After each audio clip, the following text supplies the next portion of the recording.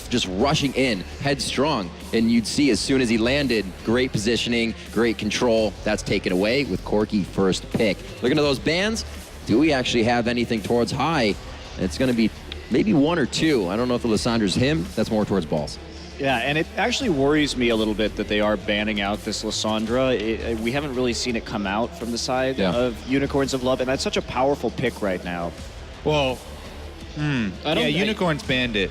Right. So they're trying to ban out we don't play it. We don't want to play against it. Oh, yeah. So you're saying you're concerned that they had that they don't play it. Exactly. Yeah, I don't think they play it at all. Not in the mid lane or the top, just because they banned it. But maybe they didn't want them to second rotate it. They value the Corky a lot. So if they first pick Corky, there's a chance that Cloud9 could have picked the Lissandra on the first rotation. So I think that's like an okay ban.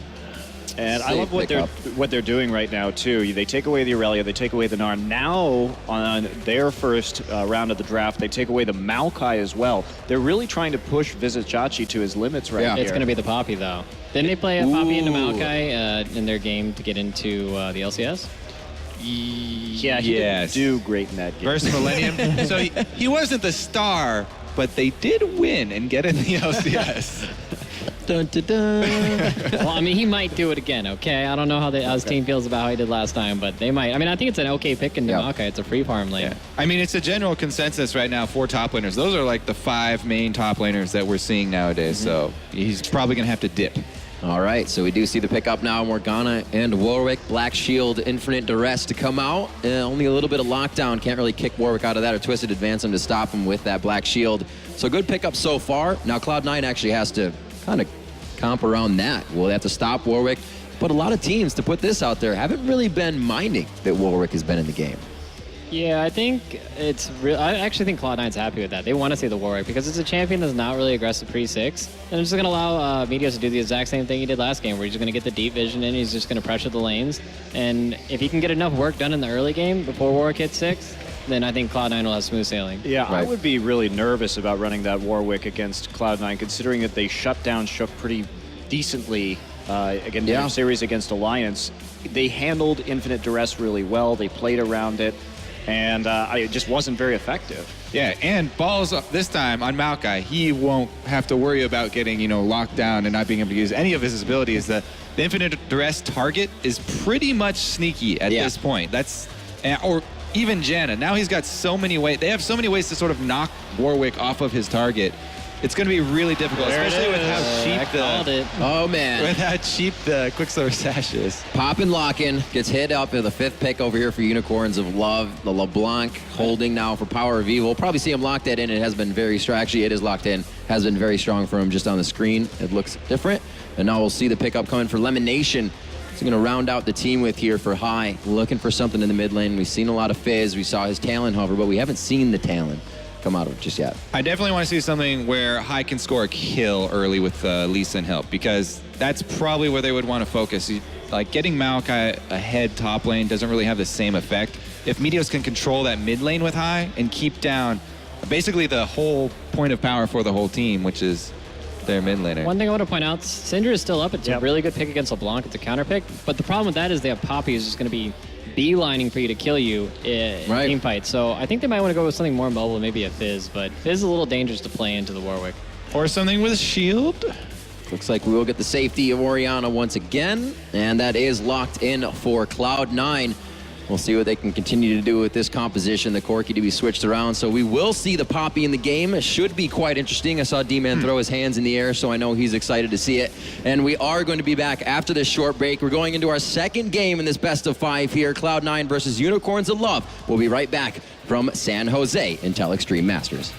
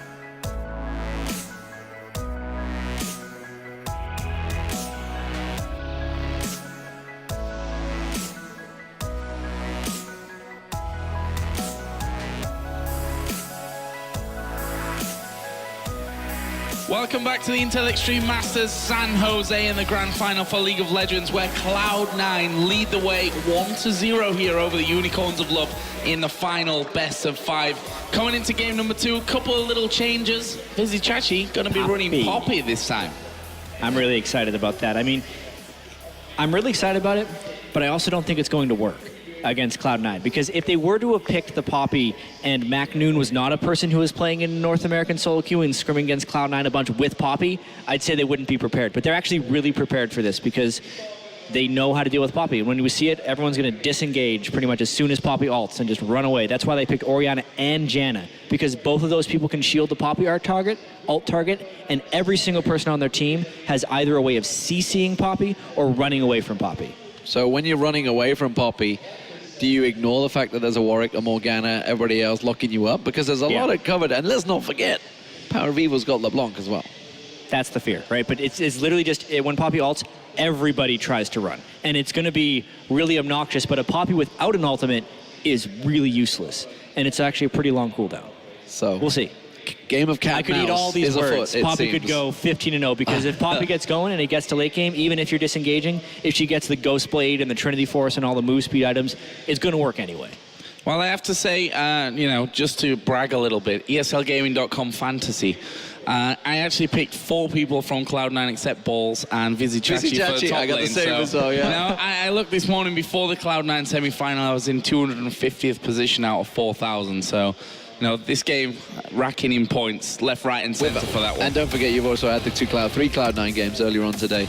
So, probably going to be number 1. Yeah, well, me alongside you, because I got the exact same team. Number 1.5. And you get it by alphabetical order then, so I guess I lost that one. Is that actually the tiebreaker? I have no idea. System. I have no idea how that all works. We are going to get into game number 2 here. Cloud9 1-0 up against the Unicorns of Love.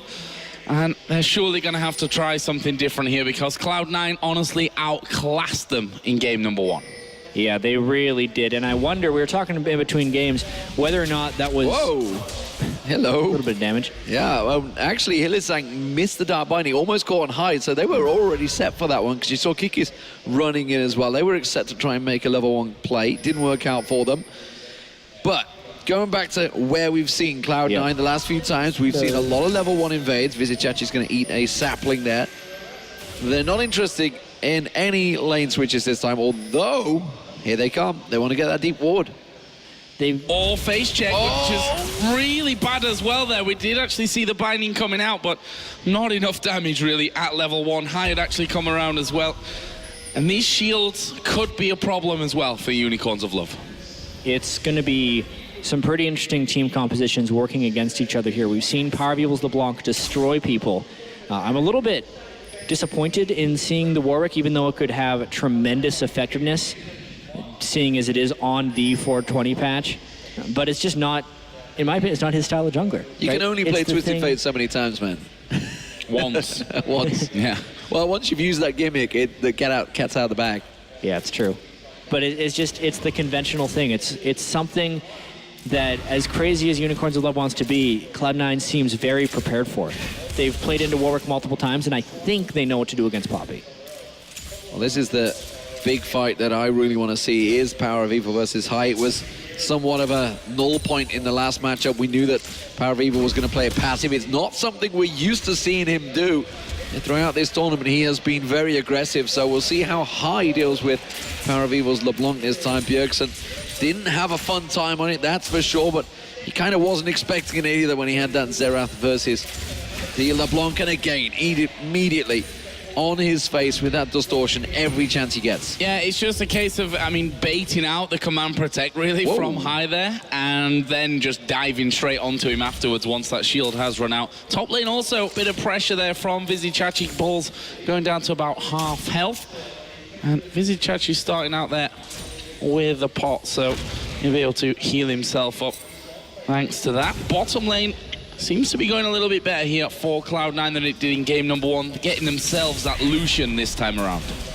Yeah, we'll see how this one works out. Level 2 both being hit at the same time, it seems, and Sneaky played fantastically well. Top lane, I was about to say, how does this work out, a Poppy versus a Maokai? But if a Lee Sin gets involved, it may well not go very well for Vizicachi. It looks like he can just walk away to the tower. The sapling will hit it. Not enough damage there. But that is a sign of things to come, I think, for Cloud9. Looks like Meteos wants to spend some quality time with balls in the top lane. And he really wanted to give him some breathing room more than anything else, just because Poppy was right up in his stuff right there. A lot of early harass, and the minion wave was pushing against him. So if he would have gone past the midway point, he actually would have been in danger of dying to Poppy. But now that they got that gank off, it's not so dangerous.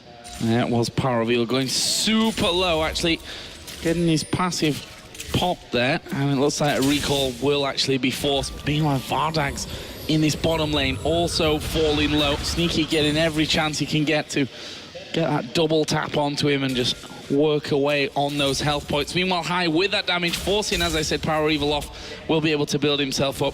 Not only a decent CS lead, but throw almost an entire wave there right into the tower to go to waste. Yeah, that works well, and also we see the second Doran's ring coming out from Power of Evil, so he did not go back when he planned. It does mean that actually second Doran's ring coming out of High, so he's not going to be rushing into Morellonomicon either. They're going to hopefully get that little extra hit points.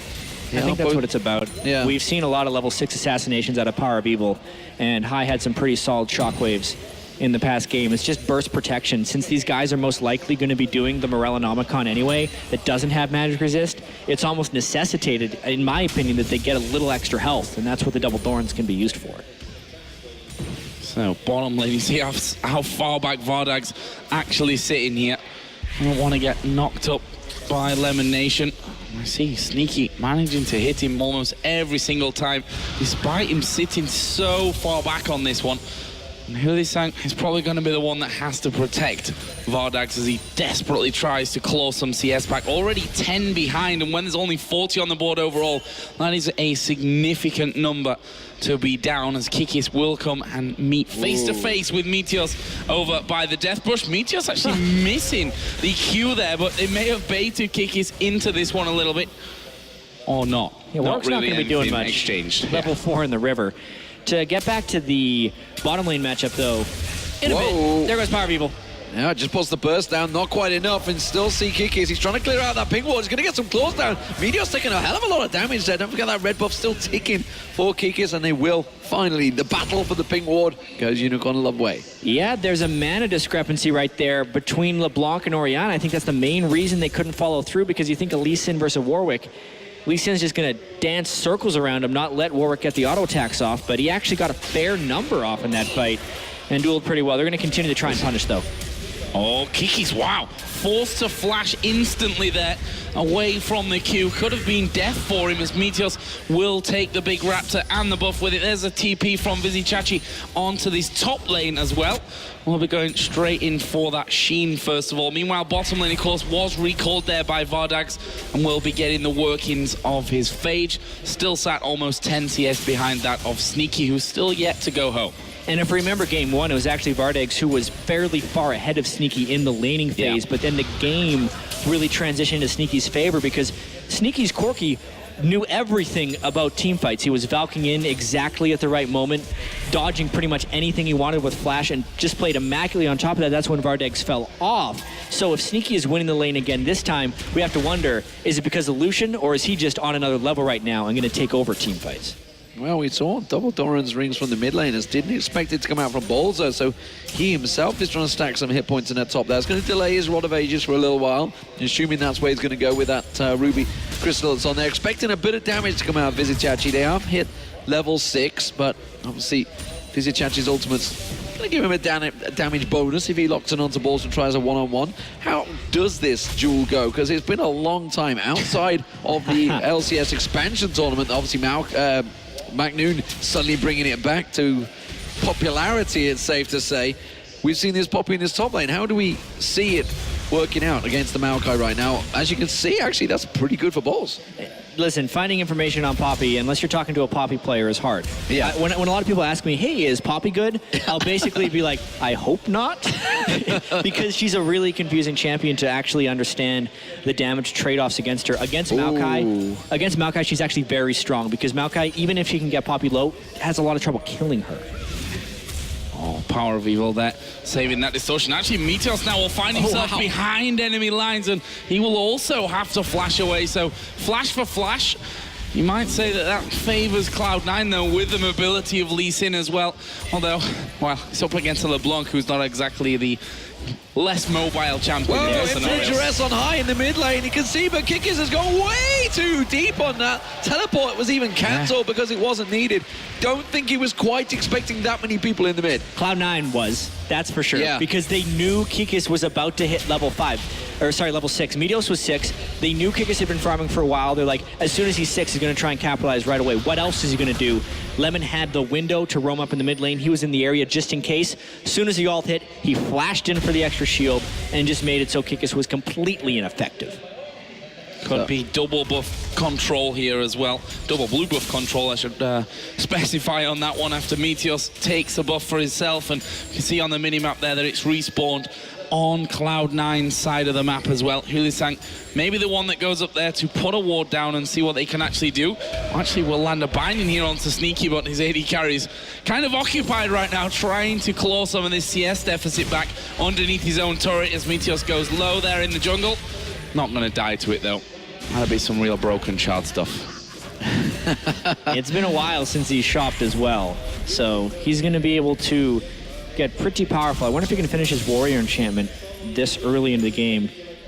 He actually can, so that is a really big damage Lee Sin that can come out. If he lands a spell on a Warwick, he can basically solo him. Wasn't it actually changed in 420 that if you die to a jungle camp, you don't lose your buff? Really? Yeah, you don't. You don't lose them anymore. How would you know that? Because it's No, in the patch it's in the notes. patch notes. Yeah. All right, then. He would have been fine.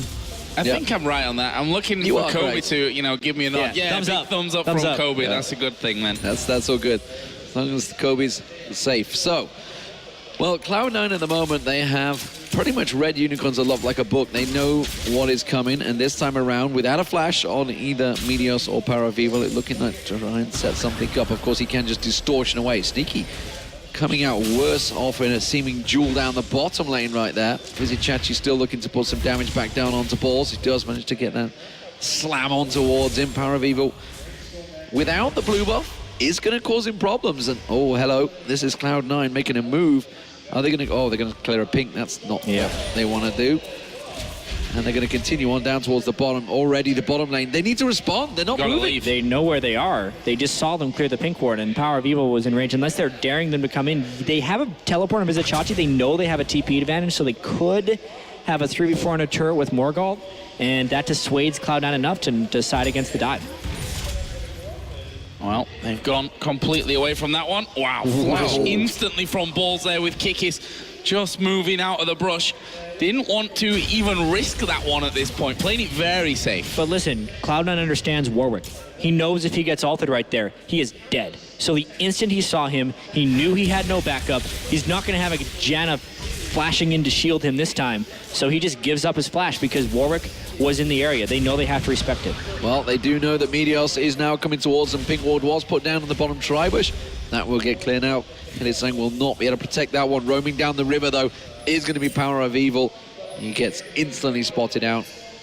We do have Kikis nearby as well, so it is a little setup. Infinite Duress going down on high. Is it going to be enough? The chains will come up. Shockwave pulls him back. Is he going to get away from it? The support is coming in. Kikis is going to take too much tower damage. Lemonation comes out. And Meteos pops the 2 perfectly. Such a good kick there that will land and clean themselves up and get him the blue buff. That did not go well for Unicorns of Love whatsoever. High took an incredibly long time to kill with the Orianna, hence the shield, and then just such a great shockwave to have them so low by the time they were actually going to finish him off. I feel like this is just Cloud9's strat coming into this event. Let's just give these teams Warwick because no one expects to get Warwick. And it's not like they're going to be masters of playing him. Here with Kikis and Power of Evil, their mindset is, yeah, every time we have a Warwick ult, we get a kill. So therefore, every time he Warwick's ult, they're going to keep pushing until they get that kill. And Cloud9 knows the right ways to delay it long enough, they can turn stuff around. Now Meteos is head and shoulders above the rest of the game, 3-0 on Lee Sin, and Cloud9 has control. Yeah, Chalice there as well from high. which is something that a lot of players have been shying away from. And we'll see. I mean, that obviously helping him out there, getting rid of some of the damage that Power of Evil can put his way. And now Sneaky and Lemon Nation are pushing onto this bottom tower, and honestly, there's no one anywhere near that for the Unicorns of Love. This is going to be tower number 2 going over to Cloud9 before there's any defensive response. However, Hylissang is coming in, binding, goes straight down the middle. Great dodge. Well, Kikis is here. Are they going to go for it? Infinite Duress off cooldown in just a second's time. Kick onto Kikis. He's going to use it onto Meteos, but the shield is there to prevent it. And as you mentioned, they're going deep on this one. Teleport. Fizzy Chachi joins in. Balls follows in as well. Lemonation will get taken down. Sneaky's in trouble. He's going to get smashed down by Fizzy Chachi. Now they turn towards Meteos and Balls. Balls is going to get locked down. This teleport is not working well for him. Meteos off the side versus Power of Evil. Is he going to have enough? This is Meteos. He's got that Hexstring, remember. He's got a lot of damage. Doesn't risk it going in towards there. And it will be Power of Evil getting the shutdown bonus.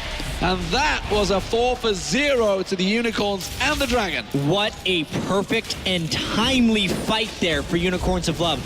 I'm pretty sure Meteos thought Kikis' ultimate was down because he would not have danced that dance at the Tri-Brush. It came off cooldown pretty much the instant he used it, saving his life. It got enough damage on the Meteos. The teleport came in from Vizichachi as well in such a great spot because it was after Cloud9 had already engaged the fight, so the option of disengaging a Poppy was gone. They picked up so much, completely evened the game, and since they do have the Warwick Poppy, they have the late game. If they get there, they'll win it. Yeah, if we look as well at the ultimate, he actually had it back up the entire time there, did Kikis. Wow. Well, he got flash kicked very early on and just ulted to get some damage down and managed to escape. At this point, Hylissang was waiting for that moment to get in the middle with Morg to get the ultimate off, and it's just a collapse from Unicorns of Love. They actually beat High. High's pushing the mid lane right there. Power of Evil's making all the kills happen, and really good presence of mind. Once this Meteos resonating strike or Sonic Wave missed, that he'd be able to go in for the kill because he knows he's maxing that. He knows if he just lands his combo a little bit, he'll get the shutdown.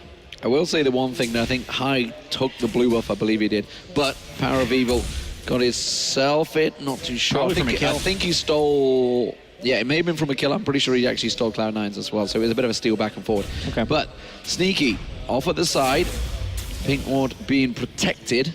But I'm not sure they want to protect it this time around with Power of Evil nearby. This is definitely going to turn things around. This was already, as you said, Cloud9 knew what they were doing. They knew what they were up against. They still do. They're still well aware of how to deal with the likes of a Poppy, the likes of a Warwick. This is something they practice hard on. But with the main Dragon objective down, I'm wondering why they're actually fighting here right now. Yeah, it almost just seems like they're hoping Unicorns of Love make a mistake. This composition in particular, you know, no Thresh for Cloud9, instead the Janna, is all about the disengage. So their ability to capitalize on things really rests in the hands of Meteos. And no flash on him, especially knowing the Warwick ult is up as well, and no real tank stats on Meteos yet. Their playmaking potential from Cloud9's side is actually really hamstrung, whereas Unicorns of Love are the ones who get to make plays. And this may be one of those moments as we see Turret now going to be worked down by the foreman. There's a shockwave. It actually landed on VODS. Not really super ideal in that scenario, but it killed off the minions crucially and pulled in VODS, and they hold on to that tower there thanks to the shockwave that comes out from High. They kept them in the... I wouldn't say in the game. They're clearly still in the game, but they kept them safe the tower for now. Yeah, I think we're in for a fantastic game. This pick and ban seems to be working well. Vizichachi, let's see how well he can get going. Trinity Force completed after that big fight, which is a big deal for a Poppy, honestly. And of course, Vardag's got his completed as well. I mean, you can already see Balls having to play a little bit more defensive. Their elimination had taken some punishment in that mid lane, but everything covered off. And Cloud9, they took a step back right now. You can see they've clearly took their foot off the gas. They were starting to push, starting to pressure. Meteos was in full control, but I think that definitely disrupted them a fair amount. Well, so much of what Cloud9 has done against Warwick is controlled the early game and then never given up the gold lead or really anything back. And with that mistake they made at the Dragon Pit, they've made the critical mistake. Their early game advantage was forfeit. And Unicorns of Love still have Poppy and Warwick, but this time they don't necessarily have to claw from behind thanks to that Dragon fight. I don't think they're done on that top lane yet. It looks like they're going to try and set up for him. Kikis hasn't backed away. And it looks like they're there's going the for it. ultimate. Vizichachi going to come in from around the side. Balls will get his ulti running, and that will be enough to actually ward them off here. So not quite able to finish off. Rod of Age is obviously offering a lot of tankiness. Lemon Nation had actually moved up from the middle lane as well to try and assist, or be there to assist if that had gone even further. We are going to see Shockwave bringing in Hurley-Sang, and there it's followed up by Sneaky with the culling. Minions actually knocking a lot, or taking a lot of that damage away. Vizichachi and Kikis came down as well. And in the end, we see ultimates from Cloud9 mostly there really burn. Really interesting interaction there. It's almost like Power of Evil outplayed Hylissang. And that's why they lost that, because he baited the Shockwave just right on high. He knew he was going to counter that way, and he juked out. But Hylissang was like, all right, LeBlanc's going in, let's go, and nearly died himself, had to burn his flash and exhaust just to get away. Oh, well, there's a pause, and it's not looking like it's definitely not Unicorns of Love, because they're like, huh? Why are we paused? Yeah.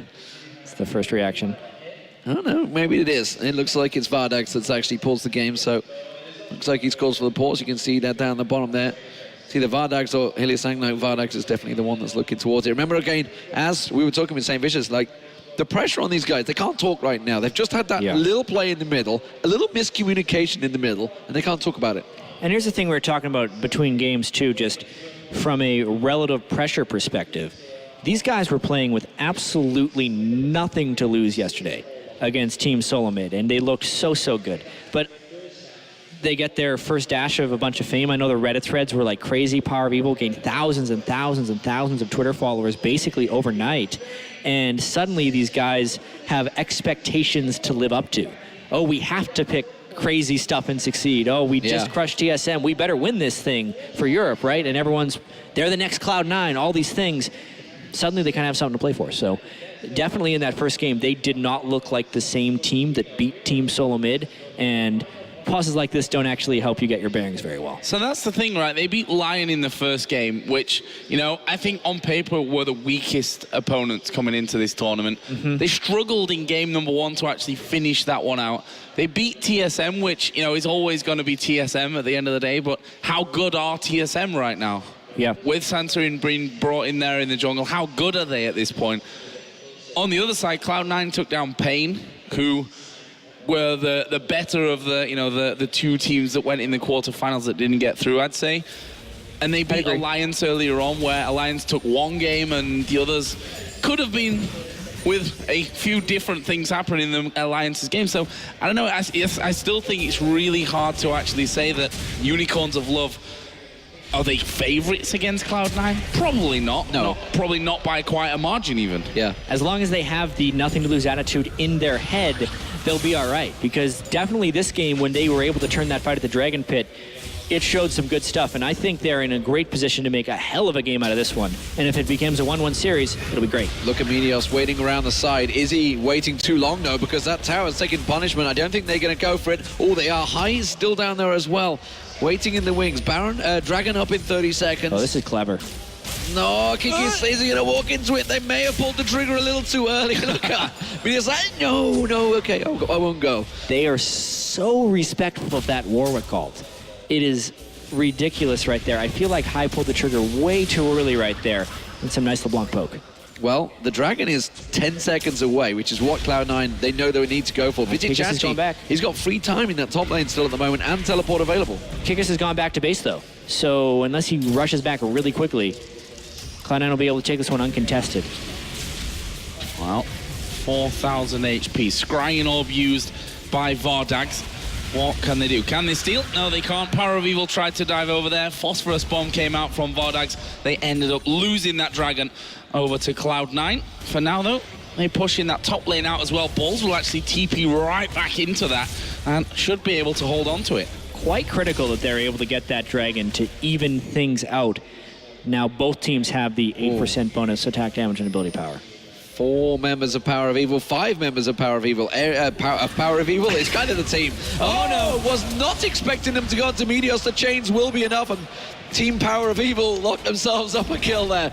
But what I was talking about is the collapse on towards that top lane, which Cloud9 were not expecting. You know, they'd all completely backed away. We saw that one teleport from VODS to just quickly protect off, but they are out of position right now.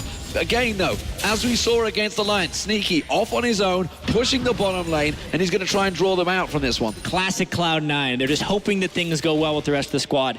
Poppy's pretty good at diving turrets, though. This is an incredibly dangerous ploy. Oh, there is Balls moving forward. VODS going to come around from the side. He pops the ultimate down onto Janna. Goes for Balls on this one. And in the end, actually, they end up not getting a kill, not taking the turret. And Sneaky will get that down the bottom. There is a dive into high, but not taking too much damage, honestly. He's still going. He's still going along that bottom lane. We saw him do this against the Lions. He got in, got the inhibitor turret. Without vision, though, Cloud9 are like, okay, now's the time to back away. They don't know where the unicorns are. Teleport is available for VODS, and they will back off and protect him. But Cloud9, again, tactical prowess works wonders for them. Yeah, I mean, you said that was typical Cloud9. What wasn't typical just before that was Meteos getting killed inside his own jungle. They had very little down in terms of wards. You can see instantly after that happened, though, they've put down a lot of wards on the top side of their own map. It's all about the location. Cloud9 was focusing on the dragon, so he got caught out of position. It's a completely opposite quadrant of the map to the dragon side that they were worried about, and it was a very smart choice for Unicorns of Love to attack that spot. They just made a bit of a misstep later trying to overpush. I mean, what are they going to do against Orianna shields, Janna shields, while they're attacking the tank? It was a very, very failed dive. And also, you notice, as soon as VODS did come around, it was Balls they dived on in that top lane turret, and everybody did just get the hell out of there. High, gonna pull that shockwave out. Power of Evil could have enough to take him down. Is the shield gonna be enough? Oh! High pulls it up with the help of Lamination. The shield's doing the work, and Power of Evil is taken down. I mean, there was a question, what would prevail, friendship or love? And the friendship of Lamination right there saved him, because they had more people there to stop the Ignite ticks and eventually finish off Power of Evil. I'm not sure it was really friendship or love that decided that, more like a shockwave and a monsoon. They're going to come around again. Kiki's moving in from this one. Ultimate just knocked straight away from them. High isn't there right now. VODS is on his own. Meteos actually having that Q dodged away. And no more will come of that one. But that's the thing. Not Kiki straight out of his ultimate becomes a different fight altogether. Yeah, it really does. He hasn't been able to pull off too many exquisite ultimates. A few of them are still fight changing, and it's because Cloud9 is putting so much respect to that. It's really a tricky spot for Cloud9 to be in, because they are in such a reactionary position to what Unicorns of Love do. They are trying to counterplay the Warwick by either baiting him into bad ults or giving the utmost respect if they're completely on their own. And against Poppy, they're playing a completely disengaged type strategy. So where is Cloud9 actually going to make their plays? And that falls to Meteos and High, where when they had Orianna Jarvan, they could pull that off. Orianna Lee Sin's a little bit trickier, especially when they have so much to respect of Unicorn's team comp. VODS is off on his own, keeping that farm ticking away. Something I mean, the problem is, though, for Kiki is, while Infinite Duress is a fantastic ultimate, it's only going to be relevant for so long until those QSS has been built up. We've seen a lot of them throughout this tournament already, and once that's on there, I mean, yes, they've got the chain. They've got, obviously, Infinite Duress, Power of Evil can jump on them, Distortion, Hilisan can try and lock them up as well, but it is only relevant for so long until he basically becomes a melee champion that just does damage. And it's not like these teams have the gold flow to do the one-shot Warwick. They're too heavily denied in the early game that they have to go tank after Skirmisher's Saber with the Devour enchantment. They have to go tank. So they can't do the Blade of the Ruin King or the Wit's End to really get that one-shot going. I'm not sure if it's a great competitive pick against Cloud9. We'll see in this game, though, because it's still real close. It's a lot of damage there. They are on towards time, and again knocked away straight off by the Monsoon. Hilisan trying to get around. That's a good exhaust on solution, but they get away from it. VODS, though, is going into the back line. He's got one. Can he get going through? And he's gone down. He did get the kill there in the end, so that's a 3 for 2, actually, in favor of the Unicorns of Love. And more importantly, the AD carrier VODS is still alive. There's a wave coming in. They're going to keep putting pressure on this tower. Wow. So the strategy of everyone run away from Poppy might need some tweaking when he gets that fast. They ran away. Swiftness boots, Ghost as well, and they can continue the dive because they won that fight. Well, mistake actually. Power of Evil wasn't able to take Lemonation down. The leash actually caught onto a mini, and Vardax and Kikis did not follow it up. And Balls, he's able to just beat them away from this one. Power of Evil still looking around the side, not going to get onto anything. So with the Dragon up in 2 seconds, it's actually Cloud9 that are in the better position. Yeah, Dragon number 2 could give him a bit of an edge. That fight was just so crazy high. I don't even think he got off his shockwave because of all the burst damage. What a move right there by Power of Evil. Nobody expected him to stick around at 30% health. They thought he was going to be back. What a great time to pick up a kill. Here we go then. Dragon started by Cloud9. Where is the jungler? He's nowhere near because he's only just coming back into this one. And there is the Dragon going down for Cloud9. Their second of this game. Nicely done. I mean, Vizicachi wasn't near there, but especially with Power of Evil being so low. I mean, the kill that Power of Evil picked up was a consolation prize because we had already assumed the Dragon was gone. And I think the rest of them maintained that mindset afterwards, which is why we had that Dragon take. So yeah, this last fight was a flash ult by Kikis, and Hai was so worried about just running away. Really nice of Vizicachi to use his ultimate on Hai. Unfortunate Hai didn't quite realize that, otherwise he could have shockwaved him away if he placed it just right. But it's just the speed with the distortion, boots of swiftness, and the ghost to get on top of a very kitey Sneaky. And that's the problem they may have. Yes, they stopped Kikis getting a full channel of his ultimate off, but they use a lot of CC to do that, and that means that Vizicachi, in theory, can just go running on, especially with the swiftness, to stop the rest of the C, which is mostly slow-based then. Yeah, the theory of how you play against Poppy, I still feel like is sound, but it is counter to the theory of how you stop the Warwick right now, because it's so much assassination potential on one person, and Cloud9 is built to be able to deny an assassination on one person, but then Unicorns Love just gets to do it again when Vizicachi comes flying in with his move speed and Poppy. One thing they are doing for sure is Vizicachi is getting farmed. He's down the bottom again. He was up the top a moment ago, and he's continuing to clear those waves. Wave after wave after wave, crashing lungs to towers, and he will do a hell of a lot of damage if he's given free time on a tower, so they have to deal with him every time he's pushing this up. You can see they're all backing away. All of those wards, actually, that Cloud9 had placed in the jungle in preparation to start putting pressure of their own onto Unicorns at Love, is kind of being counterintuitive right now, because Unicorns at Love are pushing back once again with 4 members in the mid and Vizicachi down the bottom, but I'm not sure anyone wants to deal with him right now. I don't know if anyone can deal with him right now unless they bring a whole bunch of friendship, and I mean, Balls gets wall stunned. There goes half his health. Oh, but he's got Hai with him. Oh, there we go. Shockwave, but the ultimate onto very Balls nicely at the done. exactly perfect time. Actually, will knock Hai away. Look at the health. Absolutely destroys him there. Sneaky will get some damage off, but look at the speed of him. And now they're taking the mid turret as well. They're pushing in. The minion waves coming in. The Kikis is going to tank this one through. They know how to peel away from a Poppy, but it seems they don't know how to kill one just yet. It's as it stands, it is going to be the 4th turret of the game for Unicorns of Love. That is the middle inner turret. There's a big wave pushing up the top, but I think Unicorns want to just peel away from this one and take the chance they've got of really Vizicachi continuing to get strong. And he's only going to get stronger from here on out. That's the problem. And it's a big one. It is a really big problem for Cloud9. They got to be wrapping their brains around how could they adapt to this one.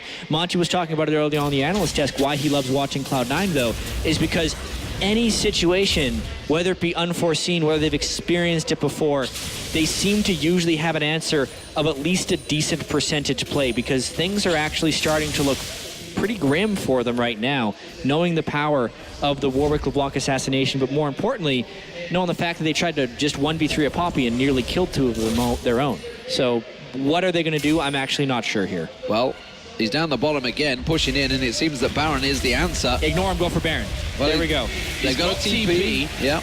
The question is, do they spot this in time? There's the TP, look, on the top side, onto that pink ward. Cloud9 won't actually spot this one. Are they going to be quick enough? They do manage to get Baron, but will they get out of the pit alive here? They're going to have to just jump over the wall. There's 4 out of 5 of them have flashes. Across the board, you can see Kikis and Power of Evil have moved to the backside. There's a dive in from LeBlanc. A lot of damage across the board. Oh, the shockwave will be pretty much whiffed there. Kikis does go down. Power of Evil jumping in. Huli Sang says thank you very much. But Double jump over the back. Perfectly timed. They lose balls, but it's in exchange for a kill and the Baron.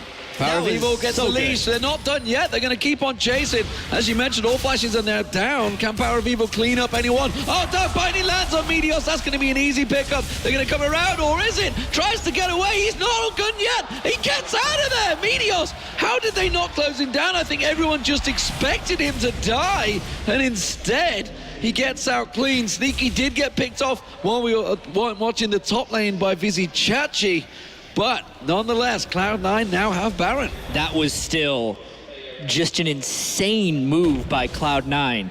Knowing that they had 4 flashes and the only one who couldn't escape was the Maokai, but more importantly, the patience to not flash back immediately, because that's what Unicorns of Love was expecting, and therefore they put some flanks behind the pit. They instead waited for Unicorns of Love to try and get them in the pit and then escaped out the back. Yes, they still lost 2, but they got 1 in return. They have the Baron, they can press with some empowered minions, and they've at least kept themselves in this game. And that's why you've got to hate Poppy. Constant chasing pressure.